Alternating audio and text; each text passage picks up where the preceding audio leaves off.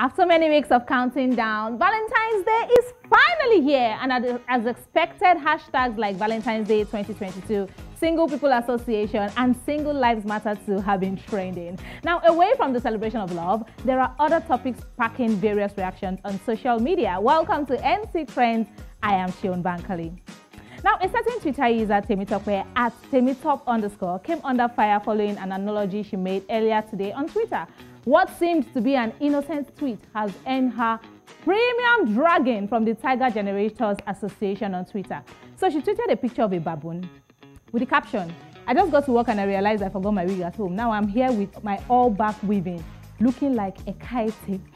But tweets described her tweet as insensitive, immature, and condescending. So the thing is, this name stereotype thing is not new in this part of the world, particularly in movies generally. Ekaette depicts a maid, Musa depicts a gate man, Femi depicts a heartbreaker, Emeka is a businessman. But this particular tweet, this one, triggered Akwa Ibom people, where the name Ekaette actually originates from. And they have gone ahead to sensitize Temitope and others like her that they are not only educated in Akwa Ibom, but they live corporate lives too.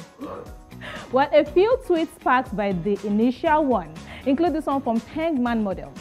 He says that we laugh over calling Femi and Shegun Yoruba demons. Yes, that one is very common. But referencing Ekaette is where we draw the line. This app never ceases to amaze me. All right, another tweet from Etuk MMA says, when you want to talk about how you look like a maid, use the names of your people. I am sure all tribes have some of their people working as maids. Leave Ekaette and Okon alone.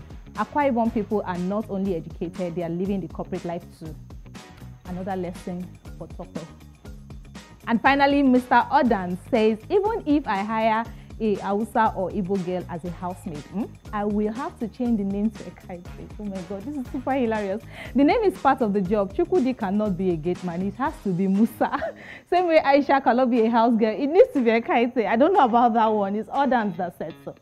Now we move to South Africa, where allegations of racism at Randfontein's Horskool Viljoen have spread wide. According to reports, tensions were high outside the school on Monday morning as parents stood divided across racial lines.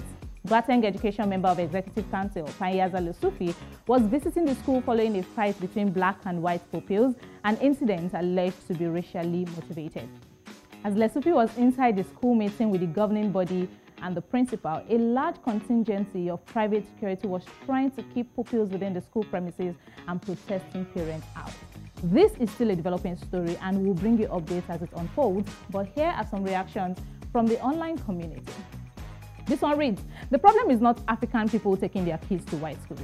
The problem is racism. And then she goes on to say, African kids should be able to go to any school they want, especially in Africa. All right, Tapelo Malaita says, quite sad that in 2022, kids still have to endure such racial abuses. Kids should be in class. And then she goes on to say, they complain, they are told they will work at ShopRite behind tills and that they should go back to township. South Africans really have a lot to say on this one. And finally, Manda says, in everything that is happening in the school, the voice of black pupils must not be ignored or fell on deaf ears. How come white pupils are not in school, but only our black pupils? Finally, ASUU has done it again. The National Executive Council of the Academic Staff Union of Universities, ASUU, has voted to embark on a one-month warning strike to remind the government of its demands. Now, the strike is to allow the federal government to do the needful, and failure to do so would make the union go on an indefinite strike. We just want to give the government a long rope, hoping that it would see the need to avoid a total paralysis of academic activities in the nation's universities.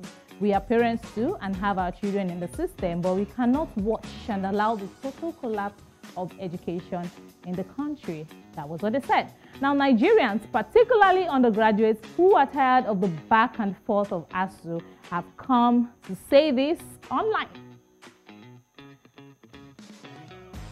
Some of the reactions from some of ASUU, some of the Nigerian universities. They say going to a government university is a waste of time in this country, but not all masses can afford a private university. All right, we have another comment from Mohammed Jamal. He says, ASUU has been doing strikes since 1980s and still have not achieved their goal. Then cover this face like, when are we going to be over this one? Finally, Complete Glam says a whole month for warning. A whole month for warning strike. Now wicked though. 1 week warning is fine, and protest during the 1 week if you really care about Nigerian students. All right, that's all we have for you tonight on NC Trends. Thank you for staying tuned. Continue to show love to people around you as we continue to bring you the latest trends on this show. I'll see you next time. I am Sean Bankali.